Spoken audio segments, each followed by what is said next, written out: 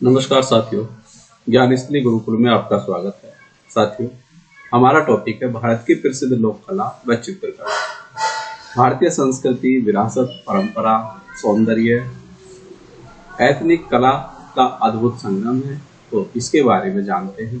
भारत में लोक कला और लोक चित्रकला दोनों ही भारत की सांस्कृतिक पहचान, परंपरा, जीवन शैली, धार्मिक विविधता, प्रकृति, सामाजिक जीवन, लोक कलाओं, कथाओं, पौराणिक कथाओं, ग्रामीण संस्कृति को जीवित रखती है।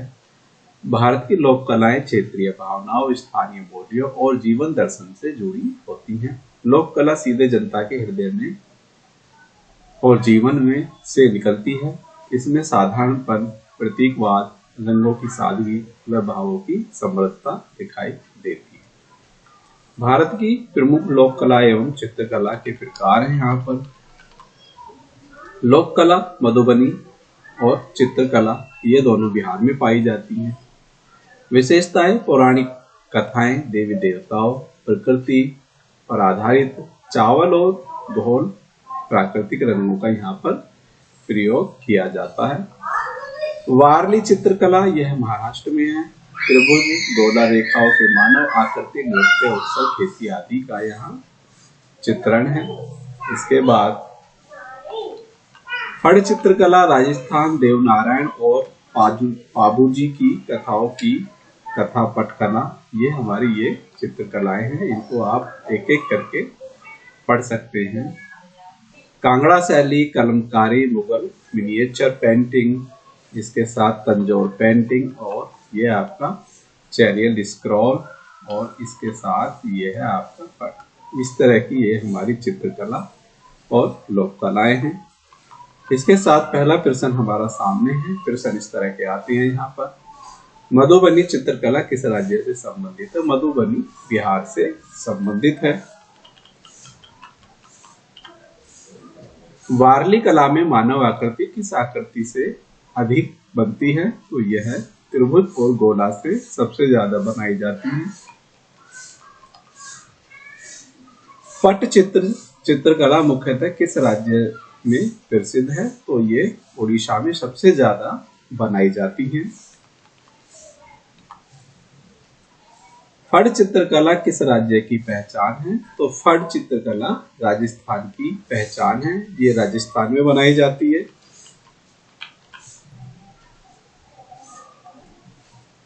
मधुबनी कला में पारंपरिक रंग किससे प्राप्त होते हैं? तो यह प्राकृतिक रंगों से प्राप्त होते हैं।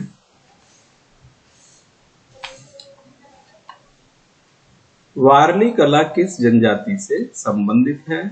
यह वारली जनजाति से संबंधित है। तंजावर कला किस राज्य में प्रमुख है? तो तंजावर और तमिलनाडु, यह ऑप्शन हमारा सही है। चैरियल स्क्रॉल पेंटिंग किस राज्य में होती है? तो चैरियल स्क्रॉल पेंटिंग भी हमारी तेलंगाना में होती है।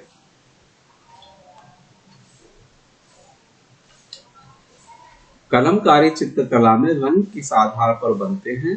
तो ये प्राकृतिक वनस्पतियों से बनते हैं। बांस की कलम होती है।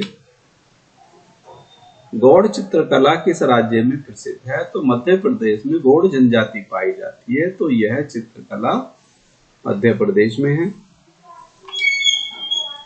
मुगल मिनिएचर पेंटिंग की शुरुआत किस काल में हुई? तो यह मुगल काल में हुई है।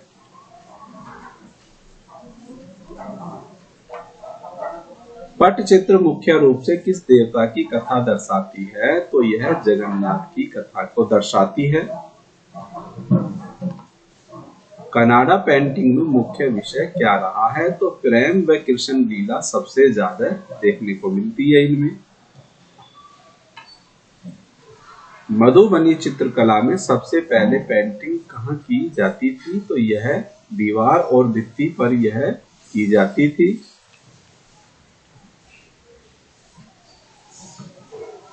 वारली चित्रकला किस आकृति पर आधारित नहीं है?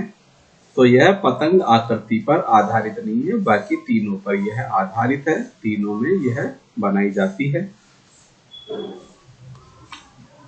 भारत की सबसे पुरानी लोक कला चित्रकला मानी जाती थी तो ये वारती है।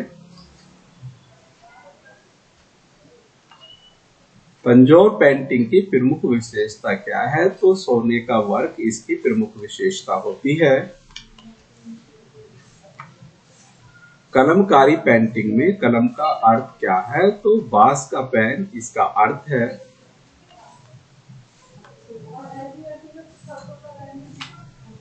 मुगल चित्रों में रंग किससे अधिक लिए जाते थे? तो फूलों और खनिजों से सबसे ज्यादा रंग लिए जाते थे। फड़ पेंटिंग का मुख्य प्रयोजन क्या है? तो धार्मिक कथा चित्रण व कथा प्रस्तुति है इसका। मधुबनी चित्रकला में काला रंग किससे बनता है? तो यह कोयला व दूध के द्वारा बनाया जाता है।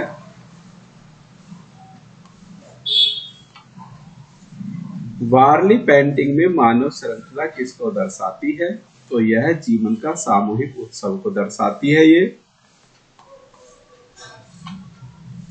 कांगड़ा पेंटिंग किस शैली का भाग है? तो यह पहाड़ी चित्रकला का भाग है। पटचित्र शैली किस प्रकार की कला है? तो यह स्क्रॉल पेंटिंग कला है ये। गौड़ कला में कौन सा तत्व मुख्य है? तो ये बिंदु व रेखा पैटर्न सबसे ज्यादा मुख्य है। तंजौर पेंटिंग में अधिकतर विषय क्या हैं? तो देव प्रतिमाएं सबसे ज्यादा इसमें पाई जाती हैं। वारली कला किस रंग में सबसे अधिक मिलती है? तो भूरा व सफेद रंग में सबसे ज्यादा मिलती है ये। मुगल चित्रों में किस शैली का प्रभाव मिलता है? तो पर्शियन शैली का प्रभाव यहाँ सबसे ज्यादा देखने को मिलता है। किस पेंटिंग में ताड़ पत्र का उपयोग होता है? तो पटचित्र में ताड़ पत्र का प्रयोग सबसे ज्यादा होता है। चेरियल पेंटिंग किसका चित्रण करती है? तो ये लोक कथाएं का चित्रण करती है। वारली पेंटिंग में कौन सा रंग आधार पृष्ठभूमि होता है? तो लाल मिट्टी का रंग आधार पृष्ठभूमि इसमें होता है। भारत की एथनिक आर्ट सबसे अधिक किसमें दिखती है? तो लोक कला में यह सबसे अधिक दिखती है। गौड़ शब्द का अर्थ है पहाड़ का निवासी। किस कला में कपड़े पर चित्रण प्रमुख है? तो कलमकारी में सबसे ज्यादा प्रमुख है ये। फड़ चित्रकला में किस वस्तु पर बनाई जाती है? तो फड़ चित्रकला कपड़े के स्क्रॉल पर बनाई जाती है ये। मुगल चित्रकला को सर्वोच्च विकास किस शासक ने दिया? तो सबसे ज्यादा विकास अकबर ने दिया। वैसे जागीर के काल को चित्रकला का काल माना जाता है, लेकिन सबसे ज्यादा अकबर ने दिया। जहांगीर स्वयं एक चित्रकार था, इसलिए जहांगीर का काल चित्रकारी का काल कहा जाता है। पटचित्र में किस प्रकार की रेखाएं मुख्य हैं? तो बारीक लाल काला विवरण यहाँ मुख्य है। मधुबनी चित्रकला विश्व में क्यों प्रसिद्ध है? धार्मिक कथा और प्राकृतिक रंग के लिए प्रसिद्ध है ये। तंजौर पेंटिंग किस धातु के प्रयोग के लिए प्रसिद्ध है? तो सोने की धातु के लिए यह प्रसिद्ध है। लोक कला का मुख्य आधार क्या है? तो लोक कला का मुख्य आधार लोक समाज और संस्कृति है। साथियों, इसी के साथ हमारी चित्रकला और लोक कला से बहुविकल्पीय प्रश्नों की श्रृंखला समाप्त हो गई है।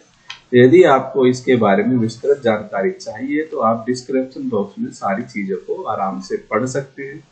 वीडियो यदि आपको ज्ञानवर्धक लगी है तो वीडियो को लाइक कीजिए, वीडियो को शेयर कीजिए, और यदि आपने हमारा चैनल सब्सक्राइब नहीं किया है तो चैनल को सब्सक्राइब कीजिए ताकि आने वाली वीडियो आपके पास पहुंचती रहे। मिलते हैं नई वीडियो के साथ, तब तक के लिए जय हिंद जय भारत। धन्यवाद साथियों।